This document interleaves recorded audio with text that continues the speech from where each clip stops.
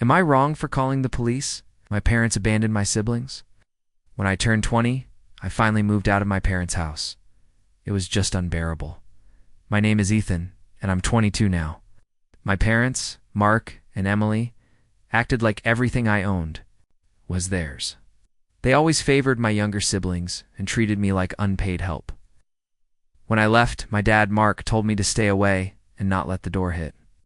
Me on the way out, I'd been working full-time for nearly 4 years and found the smallest, cheapest apartment I could. Less than a month later, Mark and Emily started calling, begging me to come back to take care of my brothers. I refused, enjoying my new independence. My dad eventually insisted family comes before personal freedom and tried to force me to move back and pay them rent. I told him I was finally living for myself, that my life mattered too. We didn't speak for months after he said, "Let's see how long you last without us." I don't know what he expected, but I did just fine, my family, and I slowly started to mend things once they accepted I wasn't crawling back. They clearly struggled with the fact that I was in control now, not them. Even though my 2 closest siblings were late teens, my parents still occasionally asked me to watch the youngest ones, as they'd always dumped the babysitting on me. Their refusal to take responsibility felt hypocritical when I brought it up. They gaslighted me, and then we had another silent stretch for months. Eventually, they came back asking for my help. I recently bought a used gaming console, but could only afford the one game that came with it. One Saturday, my mom asked me to watch my 2 youngest siblings for a bit. She practically shoved them inside my tiny apartment and left, leaving me alone with them all day. I called her, insisting she'd come get the kids, which is why she didn't return until after 10 p.m. She hated that I'd interrupted her fun. I warned her I wouldn't watch my siblings all day anymore unless she paid me. I also said if she left them outside next time, I'd call the police and wouldn't even open the door. The next morning, I found my gaming console missing. Thinking one of my siblings took it, I called my parents. My mom said it could wait since my youngest sibling was playing it and she couldn't bring herself to take it away. I told her it was stolen without my permission and I was coming to get it immediately. I biked to their house. My sibling was crying when I got there because the charger was missing and the console's battery had died when I asked for it back. My dad took it, saying I could have it back if I helped out more with my siblings. I wasn't bluffing when I said I'd call the cops if he wanted to play that game. He wouldn't back down until I started dialing. My mother yelled, "Hold on!" quickly grabbed the console from my dad. She claimed it wasn't worth having the cops show up, but he called her a traitor and insisted she give it back to him, not me. Before I left, I assured them I wouldn't hesitate to call the police if this happened again. They could buy their own gaming console for my siblings if they really wanted one. My dad, Mark, screamed that I couldn't treat him so disrespectfully.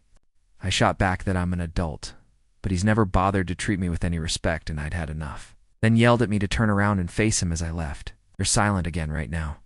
My mom, Emily, once texted me, begging me to continue watching my siblings, especially since I wasn't doing it for free anymore. Not after they stole from me and tried to prevent me from getting my property back. I told her if she really wanted me to babysit, she could pay me, but I'd only accept cash up front. I'm not their property. They can either adjust or get lost, since I'm an adult with my own place and my own life. Since that text exchange over a week ago, none of them have contacted me, which is fine. They can handle their own mess. Update. Almost a year later, it's unbelievable. I completely forgot about this account for almost a year, but I stumbled upon my original post while browsing Reddit videos online. I'm back to provide an update, realizing I totally neglected to do so. There'll be some light fighting and police involvement towards the end. I thought I'd mention it, though I'm not sure if that counts as a trigger warning, as some of you might know. I recently wrote about my parents refusing to return my gaming console after one of my siblings stole it. A lot of commenters advised contacting the police or CPS if my parents ever dropped my younger siblings off at my door without asking again. I waited and waited, but it had been about 3 months since my mother last called, and I wouldn't watch my siblings for free. Then it finally happened. My parents unexpectedly called to ask me to watch the kids, acting like the console incident never happened. I told them it had to be a day I was off work, and I wouldn't babysit unless they paid me. I no longer had Saturdays off due to a schedule change, and they most frequently asked me to babysit on Saturdays. I literally asked my boss for it. Plus, it was more cost-effective for me to take an extra shift as usual. My dad got enraged and told me to man up and lend a hand, as he always promised to do at my age. I pointed out that he should stop acting like he controlled me, and that technically I was manning up for myself and my own life. However, he dumped a lot of his duties on me and worked on Saturdays so he could forget about them. As far as I was concerned, I was done with their demands. My mother grabbed the phone away from him after he started screaming into it. Since Sunday's my only day off, I stated I could only watch on Sundays, and only if I was paid $40, and my siblings. Lunches, dinners, and snacks were prepared in advance since feeding them isn't my responsibility. I wasn't going to waste my money on it. I also made it clear I'd call the police to retrieve anything stolen from me. It's like my console last time, to make it easy. For authorities to verify it's mine, I kept the receipt and wrote down the serial numbers. My mother became enraged and started cursing like a sailor who'd just lost a tooth.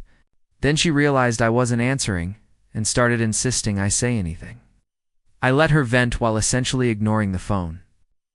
My demands are Sundays only, $40, and prepackaged food, or else you can forget about it, I told her and my father. On the other end of the line, there was a moment of astonished quiet. My mother then blasted me again, claiming my younger siblings, who were 13 and 16, had to take over for me since I was no longer there and they needed a vacation. "Oh, like how you guys gave me breaks?" I asked, laughing like never before. My mother tried to claim things were different because I was the eldest child. I explained to her that it wasn't different at all. I had lost out on a lot of my youth because they had parentified me. It's hypocritical of them to pretend I should take over again now that I'm living on my own without them. The two teens living with them are capable of doing anything I used to do. My mother went into victim mode and said my adolescent siblings were disobedient and unheard since I was too busy living my life. I informed her their issues weren't mine and they needed to find another childcare provider. My father returned to the phone and started screaming at me again. He was just blowing hot air and not actually saying anything, so I just laughed at him.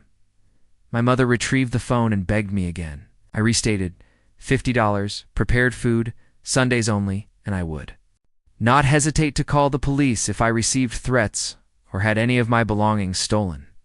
My parents started arguing loudly about what to do, so I told them to figure it out and get back to me later. I hung up. After that, radio silence returned for a time. A few weeks later, I was getting ready for work on a Saturday morning when I heard a loud, quick knock at my door, the kind where you can tell they're using both hands.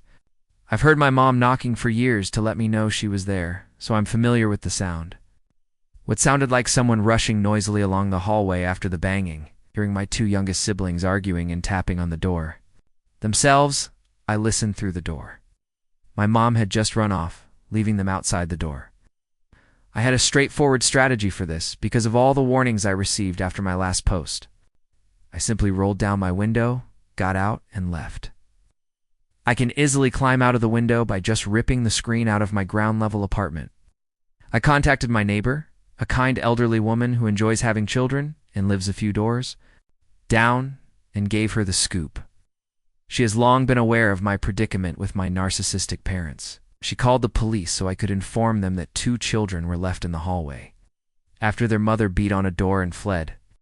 Let's just say my siblings were picked up by the cops. Later, I got a call from my parents who were very upset.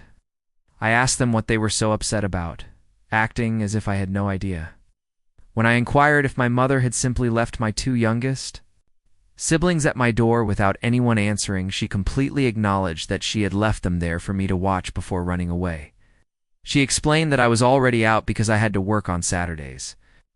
After a few moments of silence, my mother screamed, "How in the world was I meant to know that?" I retorted that she was solely to blame, and that she had practically left her children at my door, hoping I might have been home on a day I had previously informed her I worked on multiple occasions. By forcing me to watch them, she was attempting to make me miss a shift. She began offering justifications, but I told her that what she had done was unacceptable and immature. I waited for her to stop weeping for a while before asking if she was finished. She reverted to her hostile demeanor and kept shouting. She shouted that she was being charged with child abandonment by the police. She left the children in the hallway, so I replied that wasn't really my fault. Then I said that if I had been at home and she had refused to come back for the kids, I would have called the police on her too, because I had already informed them that. I now worked on Saturdays, and I didn't want to be forced to babysit anymore. She continued to argue pointlessly for the remainder of the call, which didn't really accomplish anything. In the end, my mom just received a fine and a slap on the wrist because she persuaded the police that she genuinely believed I was home. At least that's what my next sibling claimed when he contacted me. The fact that she had to pay a fine should make her reconsider leaving children at my door and fleeing again. But I'm not sure how much it was since my dad was at work and said he didn't know she was going to leave my brothers at my door. He wasn't charged. He was reportedly furious with my mother for doing it. Couldn't stop laughing at this pot and kettle scenario. However, I suppose I must give my old man credit because he had never done what my mother did. In any case, my mom now has a police record, which is, in my opinion, first strike in the eyes of the law. Thanksgiving and beyond Thanksgiving was the turning point. I completely anticipated my parents' invitation to be some kind of trap. It was too... During dinner, my dad pretended to be in control while sitting at the table smoking a cigarette. He said enough was enough, and that he was ending this farce. After having my mom sit me down, he informed me that they had no more time for themselves, and that the fine my mom had to pay had a significant negative financial impact. So I needed to return home, help with the bills and mortgage, and help raise my siblings. Regardless of how much he tried to command me, I just answered no, and I continued to do so. Even though he's a big man, he became so enraged that he actually attacked me. Fortunately, I'm not either, having acquired some amateur fighting techniques and been going to the gym for months. When he came at me, I kicked him quickly in the balls because I was wearing steel-toed boots too. Then I struck him hard enough in the face that he fell to the ground in an instant, landed with a loud thud and clutched his groin, vomiting from the pain. I then informed my parents that I could easily prove he attacked me first because I had my phone filming in my pocket the entire time. I complied with my dad's order to leave his house and never return, but not before stealing a turkey leg from the plate and riding home to eat it. The only people who have called or contacted me since are my siblings. I marched out like a boss. They claimed, and now Dad's poor balls are the subject of constant jokes in the house. I was invited to return for other holidays after spending Christmas with a friend's family. Update: my parents blame me for losing the baby. I now see why my parents attempted to have me return home for Thanksgiving. I've just learned that my mom was expecting her 6th kid. First of all, shortly after my last post, one of my siblings discovered my Reddit account and showed it to our parents. In response, my parents stormed into my apartment and yelled at me, accusing me of being a horrible parent and of arranging for my mom to be detained. They are standing in my doorway. I yelled at them for all they had done, including putting my siblings at my door on a day they knew I was at work. In any case, that is poor parenting. I would have called the police on Mom when she left the kids at my door, so it didn't really matter that I set them up. Wouldn't have mattered in the end. I replied that behavior alone confirms my belief that they are bad parents. And my dad appeared to be about to raise a fist in my direction. Then he said that if he tried to hit me, it would end the same way it happened the last time. I didn't think my boots, yes, I was wearing them, could hit his balls again. When he remembered what I had done to him last time, Dad appeared too. Wince and tense his legs together. In the end, he dragged my mother out by the hand and left. Before he left the corridor, he shouted back that, since I was entirely to blame, he expected me to reimburse them for the fine they had to pay for child abandonment. I informed them that I owed them nothing and told them to F off. They remained silent in response. I received some extremely horrible news not long ago. After a terrible incident at home where she tripped on damp porch stairs and fell face down. In gravel, my mom, who was about 7 months pregnant, lost the baby. To be honest, when I saw her before that, I had no idea she had been pregnant. She's always been awkward and a little heavier than average. Not fat, but just enough that it's hard to tell if she's pregnant or not. She definitely wanted someone to blame because this was her first miscarriage, which is heartbreaking. It destroyed the family by not assisting them and by costing them a lot of money. Therefore, in her opinion, someone had to be me. She was on crutches when she and Dad returned to my place to accuse me of being the cause. I didn't come home to help when they needed me, thus she lost the baby. I called them out on their attempts to blame me for something that wasn't my fault and their need for free childcare, which led to a quite heated debate. In any case, I assured them it's not my fault that they became pregnant again when Mom was 45. Dad was too frugal to ever replace or repair the decaying old porch. So blame it on that. When I said that, my father put his hands on me once more and gave me a stinging right hook.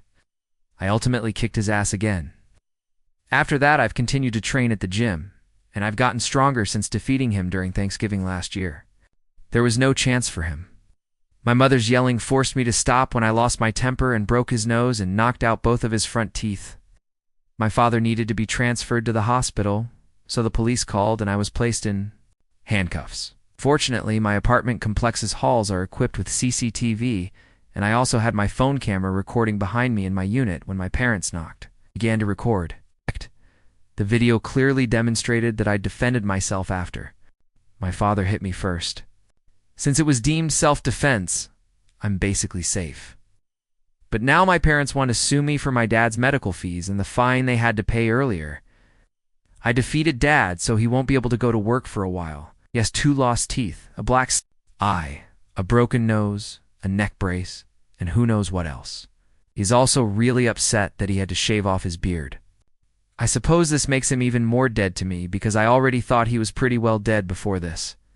He no longer has the little authority he once believed he had as my father because of all the hard work I've put in over the past few months. I'm physically stronger than him and will soon be starting a new job that pays significantly more. I might be able to get a much better place to live. After a few years of saving, when my oldest sibling turned 19, they called to tell me that I was their hero for beating the living daylights out of Dad and that they were going to leave just like me. However, my parents found out about my posts once my next sibling discovered them after hearing about them on YouTube. My mother apparently forced them to show her my post after overhearing them discussing it. They stated she broke items because she was angry. My siblings have expressed regret for letting Mom and Dad know, and they claim that if they had realized Mom was listening, they would never have brought it up. Additionally, both have expressed their happiness that there won't be another child. They already have to handle a lot of my parents' babysitting, which they detest. I acknowledge that. They first blamed me for leaving, but they now understand that you have the right to choose your own path as an adult. What happens next?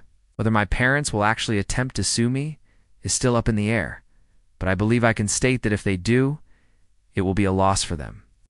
My friend's uncle is a lawyer, and he promised to defend me in the event that my parents filed a lawsuit. He adds that since it was self-defense, they don't have much of a case. To my folks, who will most likely see this, leave me alone, please. That's all I have to say. My siblings and I are not your property, and I will assist them in leaving your home when they are old enough to do so at the age of 19. Both of you have always been self-centered egotists. It's not my fault that Mom lost the baby. It's not my fault that you struggled so much without me around to watch your kids for free. Think of that smashed nose and missing teeth as a good excuse to avoid me in the future.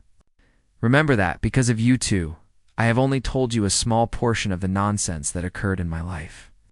I could share story after story about the events in my early years if I so desired. However, I wouldn't be satisfied with it, so please don't bother me. P.S. Yes. My mom had to give birth to a stillborn baby at the hospital, but I wasn't going to bring it up earlier. According to my siblings, my parents had a secret funeral among themselves, and Mom brought home a little urn that she keeps in the bedroom. After leaving with the urn for a few hours, they returned intoxicated. My mom spent over 6 days in the hospital due to whatever injury she sustained in the fall.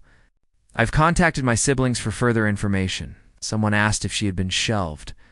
I'm now doubting that myself.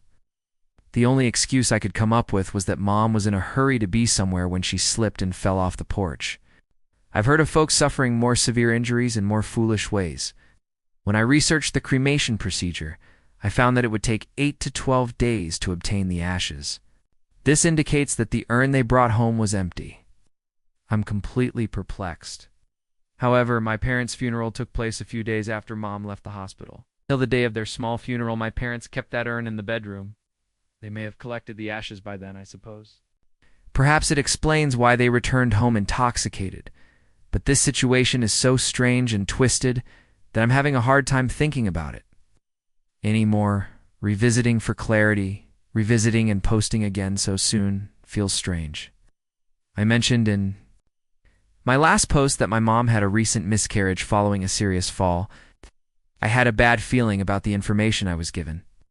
I concluded that going directly to the source was the only way to obtain the truth after reading all of the comments. I had gotten about it. I visited my parents on Sunday. They both appeared to be in terrible shape and were at home sleeping. In addition to using crutches to walk more than a few steps, my mom appeared to be very exhausted. I saw that she had numerous bruises and bandages on her face from the fall. A few steps from the door, my father, to find out how he appeared, read my previous post's depiction of him following the thrashing I inflicted. When I arrived, my parents were blown away. I insisted on knowing if there was ever a baby or if this was all a pathetic attempt to coerce me into returning home after what happened. My dad claimed I had a lot of guts to show there and let myself in. However, my mother sobbed as she revealed that she had actually been pregnant. She stumbled into the bedroom and picked up a little urn that seemed really elaborate. It was filled with ashes. They didn't smell like anything, even when I looked to see if they resembled cigarette or barbecue ashes.